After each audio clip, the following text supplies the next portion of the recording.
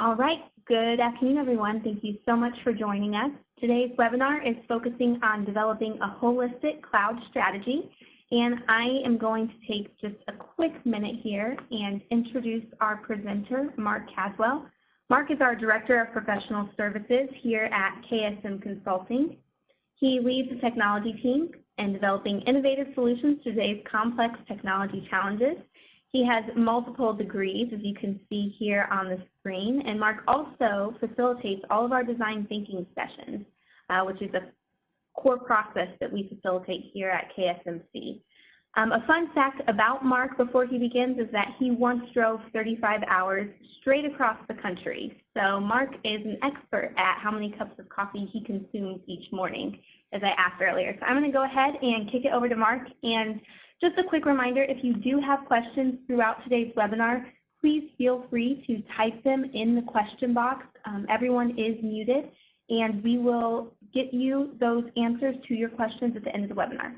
All right? Thanks, Stephanie. Thanks, everybody, for joining. I saw some familiar names on the list, so it's great to have you on there, and welcome to the folks I don't know yet. So I actually feel a little bad. Stephanie and Mary Beth both made fun of me when I drove across the country 35 hours straight. Apparently that is not responsible. But I was in college and I had zero money, so I couldn't afford a hotel, so you do what you got to do.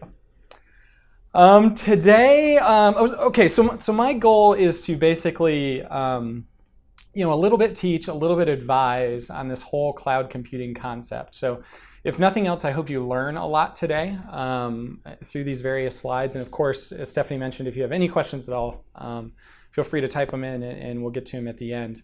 And then I also want to kind of inform you, if this is something you're thinking about, of all the complexity in this concept, just how do you get started? What's the first step to take in this kind of very complex endeavor? So through that agenda, we'll start at the first ones, Cloud Computing 101. And we'll just go through a few topics here on kind of outlining what is cloud computing and what do we think are some of the ways to think about it. So here from Microsoft is a fairly complex and wordy definition. I like to use a little more practical definition, and that is the cloud, it's just a computer somewhere else. And if you can think about it in that way, it can kind of overcome some of the maybe mental challenges with thinking this thing is big and scary. It's really just a computer somewhere else. It's in a lot of ways different, but in a lot of ways the same as having your servers in the closet down the hall. If we go into why is cloud computing even a thing? Why has this not only kind of appeared on the scene, but why is it gaining steam? Why are more and more businesses going to the cloud? I think it basically comes down to these 5 things. And I say that because the clients that I work with, these are usually some of the driving factors that kind of push them over the edge. And some of these we'll touch on a little bit later as well as far as how you make your decision.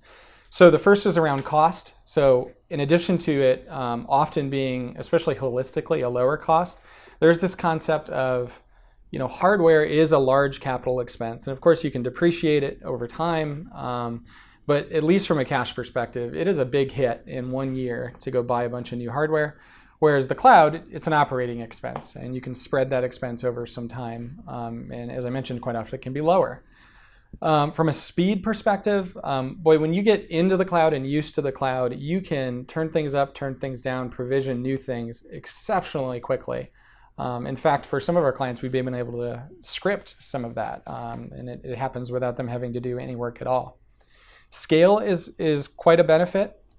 So whether you're growing, whether you're unfortunately shrinking, or whether you just don't know what the future looks like, the cloud is kind of inherently and by design very, very scalable. Whereas if you're, of course, buying hardware every 5 years, it's not. Productivity is a new focus for the user base, and I think most people kind of understand for the user base, it can be an improvement in productivity. I mean, the fact is modern solutions are almost always cloud-based. And that's where things are going. But also for your IT department. So, think of all the kind of reactive work that your IT department does. When you can move things into the cloud, when you can stabilize, when you can simplify, when you can not eliminate, but reduce the maintenance and support you need That means your IT team can now focus on strategic things for your business. They can now focus on engaging with the users, helping them be more productive, and developing new tools to make you more successful. And then finally, from a performance standpoint, in our experience, well-designed and well-implemented cloud solutions have better performance, and especially when you consider the economies of scale that can be included. On the next slide, if you think about types of cloud services, and well, this is actually somewhat of a hard slide to put together because there's an infinite array of details behind this, and it's a bit difficult to summarize. But you can essentially think of it as infrastructure as a service, or IaaS, platform as a service, or software as a service. So I'll start on the bottom. Software as a service. This is your Salesforce. This is your Dropbox. This is your Microsoft Office 365. Software delivered through a web experience of one sort or the other. Secondly, infrastructure as a service, back up to the top. So this is what kind of traditional servers and virtual machines, storage, networks, et cetera, even operating systems provided in the cloud. And then you kind of install your applications and things on those servers, much like you would on-premise hardware. And then in the middle, we've got platform as a service. And this takes the idea of infrastructure as a service and then adds on top of that the ability to have a whole environment already put together for developing, testing, delivering, and managing software applications. It kind of extends the amount of services that they provide. In addition to those three things, another concept to think is the type of cloud deployment itself. So there's those kind of three solutions. But I'd also like you to think for a minute about public cloud, private cloud, and hybrid cloud. So from a public cloud perspective, you can think of this as owned and operated by third-party service providers. And this is delivered over the internet. Kind of think of Azure, think of Amazon's AWS. From a private cloud perspective, this is where your computing resources are used exclusively by your business. So if I go back up in a public cloud scenario, quite often you might be sharing storage, you might be sharing compute, you might be sharing memory with other providers. And of course, you can't get to each other's material, but you kind of load balance across that. That's what the public cloud providers do. In the private cloud, it's dedicated to you. So you have it there, and quite often you can physically get to it as well. Sometimes even in a cage, you can go look at your resources. And the hybrid cloud, this is where you've got a combination of both. And it's bound together by technology where to the user, it's seamless, they don't see anything. But I don't want you to think you have to go all the way in the public cloud or all the way in the private cloud or even all the way on premise. Quite often the hybrid is the solution that's best. So before we move on much further, I wanted to take a moment and just talk about some misconceptions. So I mentioned those 5 points earlier. Those are reasons that people move towards the cloud quite often. I did want to address 3 things that I hear that I, at least generally, would consider to not be true. So the first is the cloud is not secure. I think a lot of people are worried about this. The fact is, let me just use an example. Say a data center. So the fact is, a data center, their entire mission is to provide secure, reliable compute memory resources to your organization. So they have teams dedicated to make sure it's absolutely secure. And I think people worry that, isn't that a big target for hackers? Well, even if that's true, the fact is they have more resources and more money to spend on security than a small business or a medium business, or a lot of times even an enterprise business would possibly have. They also dedicate themselves to managing things very, very well. So whereas an internal team, you might miss a patch here or there, or in the worst cases, you might forget to patch a particular server for months, or we've even seen years. That doesn't happen in the data center world, especially in the mature solutions. The other misconception is my data is not safe. I think there's this idea that my data is out there somewhere and anybody that wants to could get to it. Other clients that are in the cloud, they could get to my data. Simply not true. Again, their entire mission is to make sure that's not true, and they spend resources on it and design their solutions in that way. So you don't have to worry about your data kind of being accessible to others. And then the final is this idea that the cloud is expensive, and this is quite often a barrier. I would also claim it is sometimes true that the cloud is more expensive than on-premise solutions, but it is rarely true, I would say. When you consider total cost, and I have a whole slide on this in a little bit, I'll run you through. When you consider total cost, actually the cloud is quite often cheaper, sometimes significantly cheaper. So if I just summarize that bit, I hope maybe that kind of at least helps you to understand where we at KSM Consulting kind of come from when we decide for our clients what the right path towards the cloud is.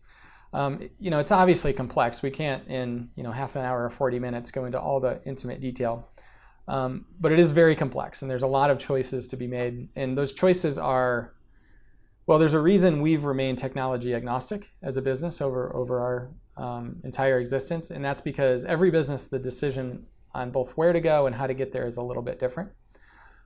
So for our part, what we say is, okay, well, if that's true and it is so complex, then we ought to put a strategy together. And so that's kind of the topic of this, is how do we put a cloud migration strategy in place? And so in the second part of the three sections, we'll talk a little bit about that. So how do I make that strategic move to the cloud? What are the things I need to think about and work through for my business?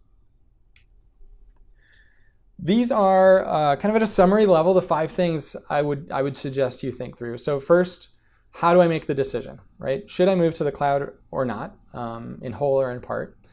Once you decide, yeah, I want to move in that direction, how do I get the right solution out of the seemingly infinite array of things out there to choose from? How do I make sure I grab the right solution and not the best sales pitch, and something that works for my business? After you've kind of picked that, it's not always the right thing to move right now. So what is the right time? If it's not right now, when is it? Or is it right now? Next, we'll talk about some gotchas. There are some things I just want to make sure everybody's aware of that make cloud solutions difficult. So sharing a little lessons learned from our team over the dozens of implementations we've done. And then finally, I'm really passionate about having the right team put together to get from A to B. It's a tremendously different endeavor than probably IT teams and businesses have taken on in the past. So if we first look at the decision to move to the cloud, I'll take you through 6 different categories here. And I think I mentioned this earlier, but I want to make sure everybody knows I'm not advocating that it's always the right answer to move to the cloud. There are a lot of benefits to it, but it's not always the right solution. And so I want to kind of take a balanced approach here of what are some reasons to move in these 6 main categories, and what are some reasons that maybe you're experiencing to wait. So let's start with security. So I mentioned before, generally the cloud is more secure, especially when you're looking at data centers. And there's a lot of detail behind that, and we could probably have a 4-hour conversation just on that. But generally, I want you to keep in your mind that the cloud is more secure. The reasons to wait are the maturity of the particular solution. So usually not a choice with data centers because you can pick kind of wherever you want to go. But if you're looking at SaaS applications, you might have a great piece of SaaS software you're looking to use, but maybe it's new, maybe it's a startup, maybe you're one of the early adopters, and maybe you don't know if they have the maturity yet to have the full security solution in place. Also, even with data centers, you want to make sure you ask for the right questions, you look for the right compliance criteria, etc. Second category is accessibility. So increasingly, we are mobile. We are always on. We work from home. We work from coffee shops. We work from the office. We work from client sites. If that's increasingly true of your business, I think the cloud is usually a great solution. There are reasons to wait. So sometimes particular workloads or particular roles might need to be more locked down and might lend themselves to more of an on-premise approach. I think that's increasingly rare, but it does happen. I have a background in Department of Defense work. That's one activity that would fall in that category, for example. On the scalability side, the third category on this page, I mentioned growing, shrinking, but also moving or merging or acquiring businesses. If that is in your future or in your here and now, that is a reason that the cloud could be advantageous.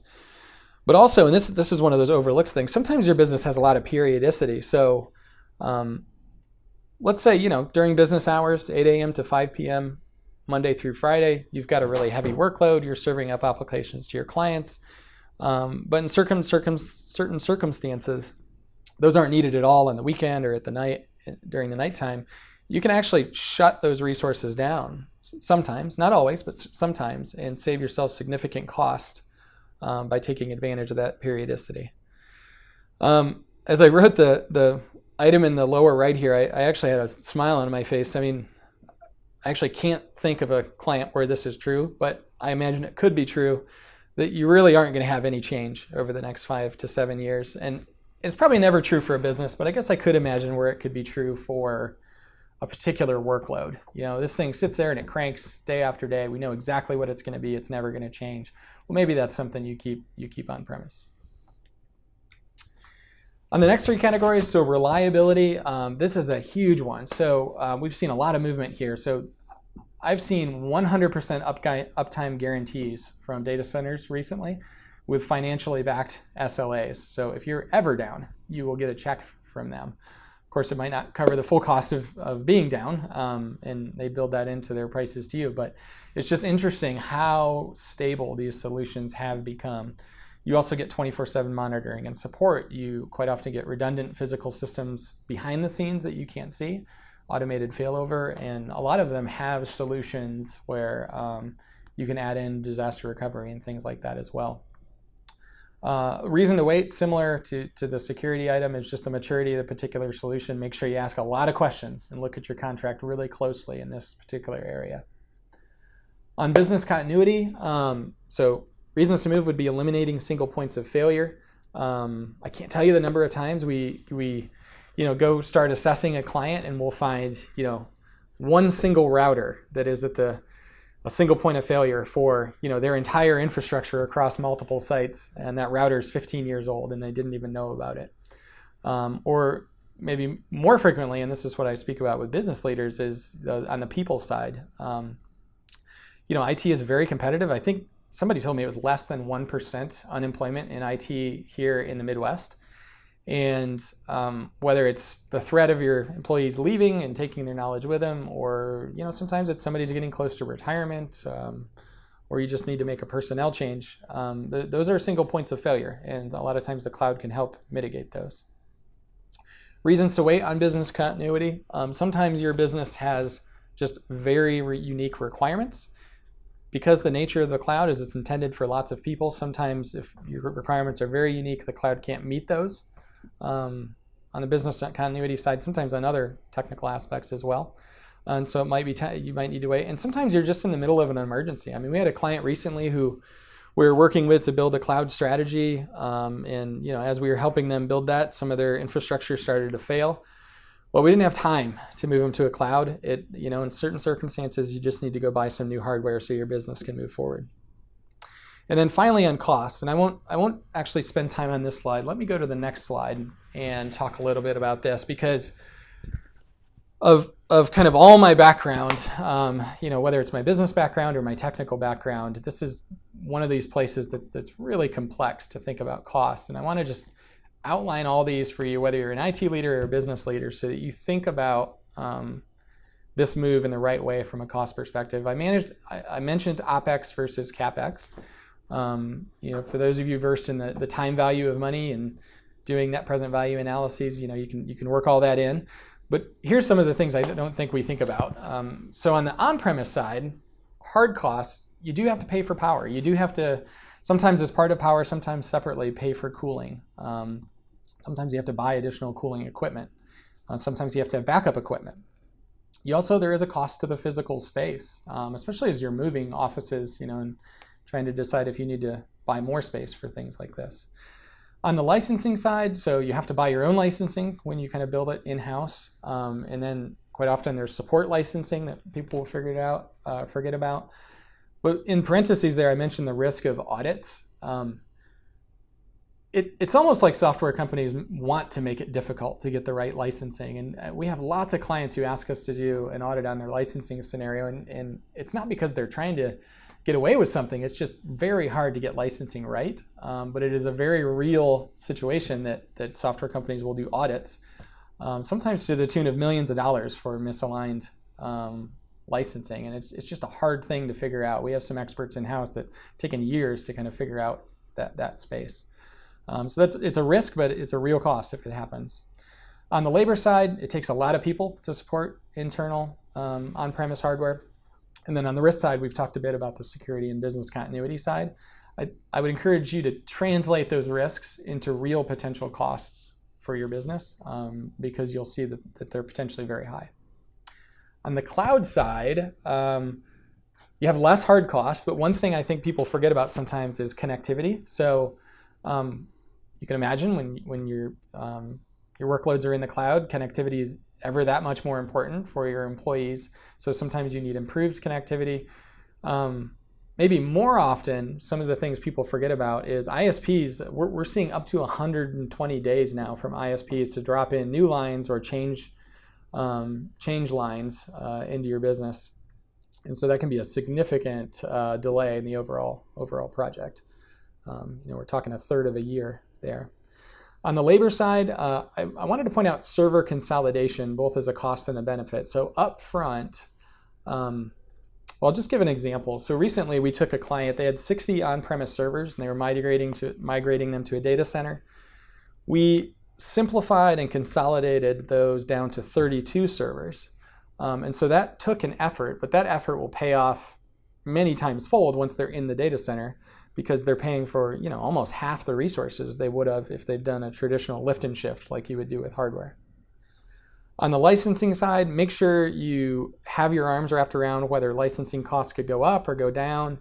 A lot of times with data centers, you'll have long-term agreements, but with SaaS software, especially at the user monthly level, make sure you've got your arms wrapped around any increases that might be coming. On the labor side, just remember that it does need some management. It's not set it and forget it. You do have to take care of cloud solutions as well. It's not as hard. And on the risk side, the major risk is just make sure you're choosing a cloud solution that has long-term business viability. Going back to that kind of startup. Sometimes the sexy startups look great, but it's not always good to be an early adopter. So just take care. Okay, so in selecting the right cloud solution, which is kind of the next step of those 5 I talked about. So the first step is just determine the things, the applications, the workloads that can or can't be moved to the cloud. Take time to do that due diligence and look through everything. And then next, go through the cloud selection process. And make sure you pick what your organization needs. If you look at some of the options out there, so this is somewhat similar to the previous slides, but yet another model on how you can think about the cloud. So on the left, you'll see SaaS applications. I mentioned Salesforce, I mentioned Dropbox. There's lots of really interesting applications you can use. That's relatively easy. On the data center side, I'd encourage you to think about it in what we call big cloud, little cloud, and local cloud. So on the big cloud side, this is your Amazon AWS. This is Microsoft's Azure. Google has a solution as well, although we don't see that as frequently in the business world. But these are you have a little less leverage. It's not going to be as customized, but you have more of those benefits of scale, and we think over time those costs are going to continue to come down significantly. Over the last 2 years, we've seen a lot of movement there. On the little cloud side, this is where you can get more customization, they can develop solutions that are more tailored to your business. These are the kind of, if not local, regional data centers. So here in the Midwest, we have Expedient, we have Lightbound, BlueLock is another player we see fairly often. And there's a lot of different things in here to select from. You can get some of that physical or private space I talked about. They have the public clouds as well, very similar to Azure or AWS. And then the final option is local cloud. So this is basically where you do it yourself. So in a way, you could consider your server closet down the hall as a local cloud. But especially as you go into larger and larger businesses, some are choosing to build their own data centers. Maybe for some of those reasons I listed on a previous page. The other way to think about the cloud solution, and I mentioned this earlier, so on the one hand, you've got on-premise. So I want everything on-premise. On the other extreme, you've got 100% cloud. And I do have clients at both of those extremes. We have some clients who either for historical reasons are still on premise and just aren't ready to move yet, or have unique business reasons to stay there. And we do have a few clients who have said, I don't even want domain controllers on site anymore. I want it to be 100% in the cloud, and they've gone that direction. But I would say 90-95% of people fall in this middle bit, and that's a hybrid solution. And the reason that's important is, as you kind of roadmap out your solution, I want to make sure you know that it's not just picking one place and going there immediately. It's a hybrid solution, and that hybrid solution will change over time. You can imagine, your first projects might move 2 or 3 workloads into the cloud, and then a year later you'll move some more, and it might be 5 or 6 years till you're all the way there, or all the way where you need to be. But just keep in mind, it's probably the correct choice to stay in that hybrid mode for some period of time, even hybrid between cloud solutions, as I mentioned earlier. Which brings us to determining the right time to move to the cloud. I've got a couple of slides on this. So one is IT indicators. So, and just kind of a practical way to say it, if things aren't going real well, if you're having a lot of downtime, if you can't keep up with patching, if you've had hardware failures and things like that, that might be an indicator that you've kind of gotten beyond your ability to manage the on-premise stuff, and it's time to move towards the cloud. The other is, on the backup and the DR solution, one, it's just hard to do a great backup and DR solution. And you can't ignore backup and DR because cloud solutions need you to pay attention to that too, but it becomes easier quite often in the cloud and sometimes less expensive. Clearly, if you're nearing end of life or warranty expiration, whether you're a business that every 3 years or every 5 years rotates your hardware through, when you get to that point, it's a good time to think about the cloud. And then we have a few clients who just, they want to take advantage of new technologies. There's things that are happening that they want to take advantage of, and so that makes it a great time to just make the move. On the business side, I mentioned business growth or business consolidation, office moves, mergers, etc. I'll spend a moment here on office moves. One of the things we've kind of gotten, we think at least fairly good at, is helping businesses through office moves and mergers and things like that. And I would encourage all of you to know, it is as soon as you start talking about an office move, that's when you call your IT team to start thinking about how IT might work through that. Because you can imagine, if part of the strategy is moving to the cloud, you'll need time to make that happen. I mentioned some of those ISP 120-day metrics as well. Those have surprised some folks. If your employees are working more remotely, if you've got personnel changes in your IT department for retirement, for unfortunate terminations, or really for any reason, that could be a time. If you've got productivity issues, or if I quite often talk to business leaders who just say, I feel like there's too much risk from a security or a business continuity perspective. I want to drive down my risk in that area. I've seen too much in the news. And I think it's time for me to take that a little more seriously. That can be a great business driver. Okay, I mentioned earlier I'd share a couple of common gotchas. So these are the gotchas. So first off, going to the cloud doesn't equal a full disaster recovery solution. It doesn't even equal a full backup solution. Some cloud solutions have that built in, but don't take it for granted. Just make sure you know what's backed up and what's not. And what has a disaster recovery solution built in and what doesn't, and make sure you kind of work with someone who knows how to work through those details and build the whole solution. Second, on connectivity, I mentioned it can be 120 days, and it's also just different. It's a different approach to connectivity when you're more fully in the cloud. A lot of folks think I don't have to manage the cloud anymore. You still do. It's easier for sure, but you still do have to manage it. And then these last two bullets I'll kind of put together. So, when think of it as a marriage. When you get into one of these solutions, or actually don't think of it as a marriage, you're not signing up for the rest of your business's life. You're signing up for some period of time. I don't know if it's 5 years or it's 10 years or 20 years, but at some point your business is going to change, or the provider is going to change, and you're going to want to make an exit. Make sure your contract and the solution itself allows for that exit. One thing I see a lot of is on the data ownership side, where they want to change solutions, but they don't own the data anymore, and there's no provision in the contract to get their data back.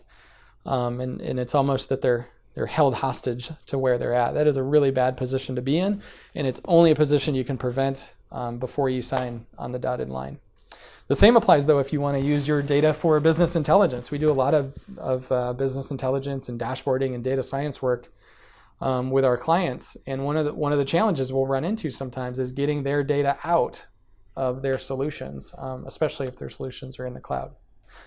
So just some things to think about. On building the right team, I'd say internally, do you have the right skills? I want you to remember this is incredibly complex. Most IT professionals have never done it. Our folks have done it dozens of times, but this is the type of thing you do not very often, and some folks maybe only once in their career.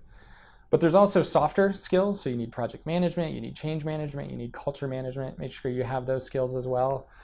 Remember capacity. Your IT has to continue to run as you kind of implement this large and complex project. Don't rob Peter to pay Paul. Make sure your team can keep on top of your business as it stands today, and has the capacity to also work on tomorrow. Of course, as a consulting firm, I think this is a great place to partner. I think it's a place where a lot of our clients have had success partnering with us. Because they are once in a decade, because IT teams often lack that firsthand experience to go through a cloud migration. Trust me, the lessons you learn on the negative side doing this for the first time should not be taken lightly. They can cost a lot if you get it wrong, and it's just so different that you almost don't even know what to look for sometimes, even if you've been in IT for a decade or two. So I think that's a great reason to kind of choose a partner. And as you look for a partner, whether it's KSMC or it's somebody else, here's some things to kind of ask about. I'll hit on a couple of these. So that second bullet on cloud expertise, make sure not to just ask, have you done this before? Make sure to ask, how many times have you done this before? If it's just once, that's not that much better than none. And make sure they can kind of demonstrate that they've done this exact thing a time or two, or many times. And then also the second bullet from the bottom, vendor management. You have ISPs, you've got the cloud provider. Sometimes you've got your existing software you're translating from. Just make sure whoever's going to lead your migration also knows how to lead and manage those vendors. They can be difficult for sure. Okay, so that brings me to the last bit, and I promise I'm almost done. I'm excited to get to your questions. So how do you develop the cloud strategy? So, this is our process. I thought I would just share it with you. And it goes from assessment, discovery, and requirements through solutioning, prototyping, and pilots. One great thing about the cloud is you can actually do some piloting, which is nice. Try before you buy. And then through the delivery phase, and even at the end of that delivery phase, that value delivered button, I don't want you to think of that as I've turned on my cloud solution. I want you to think of that as at least weeks, if not months after, where it's fully integrated into your business and running well, and you're getting all the value out of your money because your employees are using it well. And of course, all those are across people, process, and technology. The one thing I'll say is don't skip any of these steps. I've seen a lot of folks go right into the prototype or pilot, or even right into the delivery phase. I looked at a couple of things. I kind of like this one, and they jump right in. I'll say that almost never goes well. There's a lot of due diligence that needs to happen up front. So I would encourage you to very methodically go through those first couple steps before you get to the last ones. You'll spend a little bit of money up front, but it will be, trust me, incredibly worth it to make sure you take the time there. So if I rerun to that first step, I told you I had to answer the question, how do I get started? I think you get started with the assessment. So take a look at your business, look at where you are current state. Where is all my stuff today? How is it architected? How is it implemented? What are the gaps I have in the way it's implemented today? And then what are my gaps on how I get to the cloud? Well, how would this solution be different when I go to the cloud? And then out of that, develop a roadmap on how to get there. So of course, we'd love to help with that. I know with Ryan Gould, our practice manager for the IT group, and on my behalf and our Chief of Technology, Ryan Achterberg, it's one of the things we love to do the most is these assessments and kind of help clients on their way towards a successful cloud migration. So with that, for the big takeaways, what I've kind of hoped you've taken away is, one, it's as much a business change as it is a technical change. Make sure your team and your approach takes that on. Two, take the time to tailor your cloud solution to your organization. It's incredibly complex and incredibly unique. It's not a one-size-fits-all approach. And then three, again, because it's complex, make sure you've got the right team to make it happen. So with that, thank you for your time, and I would love to take on a few questions. All right, thank you again, Mark. That was awesome. We have had a few questions come in, so I'm going to go ahead and start there. Again, if you have any further questions on anything Mark was talking about today, please feel free to type them in the box. And if unable to today, we also can follow up with email. So one of the questions that did come in is, how much does a cloud assessment cost and how long does it take? I'll give you the consulting answer, which is it depends. No, I mean, it does depend. It depends on your business, obviously, how big you are and how complex things are. I'd say, in the small and medium business world, you're probably looking at, $5,000 to maybe up to $25,000. And in the mid-market, not too much, maybe double that. And then if you get into the enterprise, that's where maybe it depends the most. But you can get started for a relatively low price, especially for kind of how much value it'll deliver to you in the end. The assessment should take, it's about 30 to 60 days. So, you figure a couple of weeks to kind of get started and, a couple of weeks, 2 to 4 to do deep investigation and then kind of pull it all back together to a roadmap that you can use as a business leader. It's usually that kind of 30 to 60 day time frame. Great, okay. Thanks for that question. Another one that's come through, what is the experience for end users after a migration to the cloud? Oh yeah, so that is a good question. So there's actually two answers to that question. So one is more of the same or worse, and that is an indication that we haven't fully taken advantage of the cloud, right? And I see this sometimes when somebody's kind of going through their first cloud migration. I mentioned it's both a business and a technical migration.